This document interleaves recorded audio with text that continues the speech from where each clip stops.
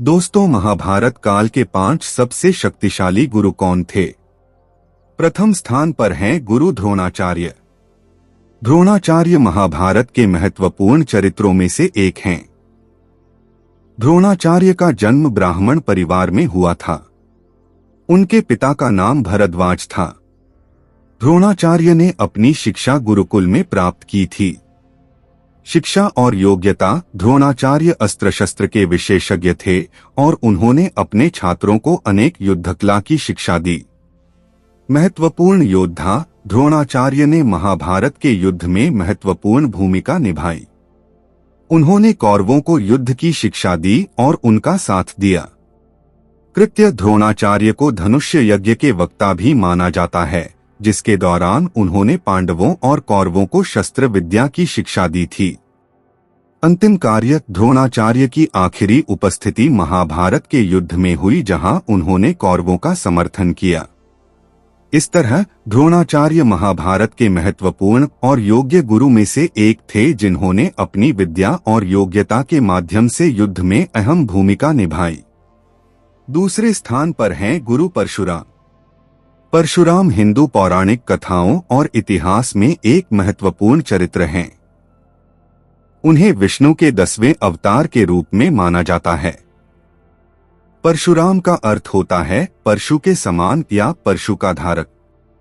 उनके पिता का नाम जमदग्नि और माता का नाम रेणुका था। परशुराम को धनुष और त्रिशूल के अभियान में प्रवृत्त होने वाले योद्धा के रूप में जाना जाता है। उन्हें क्रोधी और क्रूर कहा जाता है, क्योंकि उन्होंने कई योद्धाओं को मार डाला था, जिसमें उनके आत्मिक परीक्षण का संबंध होता है। परशुराम की कई कथाएं हैं, जो मुख्य रूप से रामायण और महाभारत के दौरान होती हैं। उन्हें धनुष, त्रिशूल और एक परशु के साथ दिखाया जाता है। उन्होंने ब्राह्मणों का उत्थान किया और क्षत्रियों के प्रति उनके अधिकारों की रक्षा की। परशुराम की कथाओं और उनके महान कार्यों को समझने के लिए हिंदू धर्म ग्रंथों जैसे कि महाभारत और पुराणों का अध्ययन किया जा सकता है। तृतीय स्थान पर हैं भीष्म पितामह। भीष्म पितामह हिंदू धर्म के महाभारत के महान कथानक चरित्रों में से एक हैं। उनका असली नाम देवव्रत था। उनके पिता का नाम शांतनु और माता का नाम गंगा था। भीष्म पितामह को इसलिए पितामह कहा जाता है क्योंकि वे महाभारत के रणयोद्धा और कृष्ण भगवान के नाना थे। भीष्म पितामह का उद्दीपन बहुत ही अद्भुत है। उन्होंने अपनी माता गंगा के वचन का पालन करते हुए स्वयं का स्वयंवर का अवलंब किया था, ताकि उनके पिता शांतनु की विवाह यात्रा में कोई बाधा नहीं आए।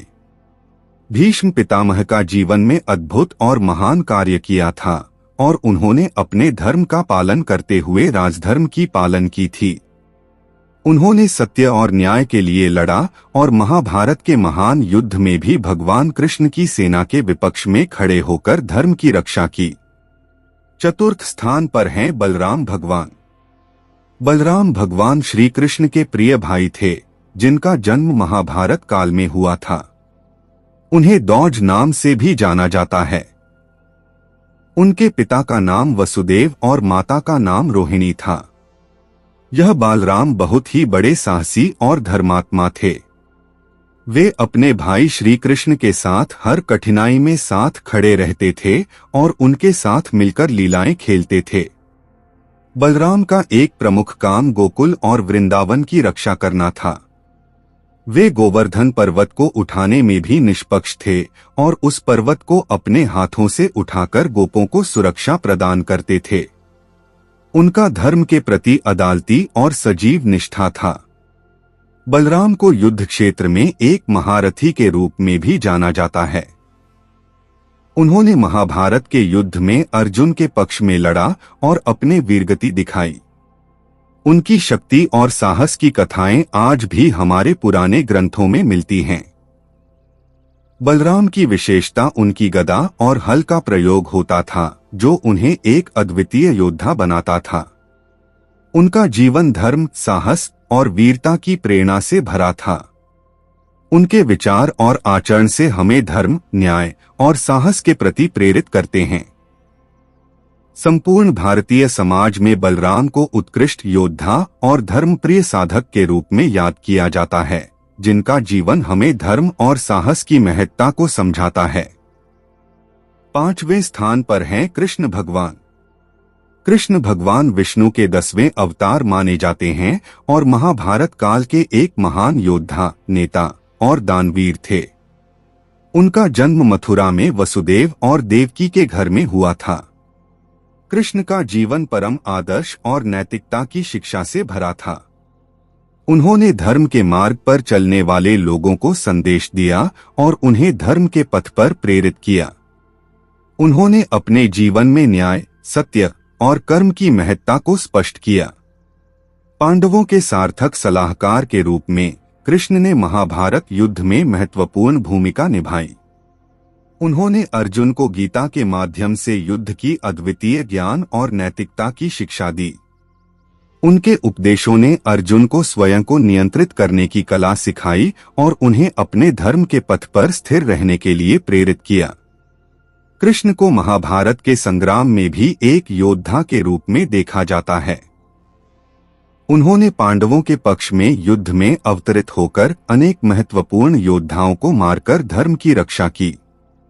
कृष्ण का जीवन और उपदेश हमें धर्म, समझदारी और न्याय के मार्ग पर चलने की प्रेरणा देते हैं।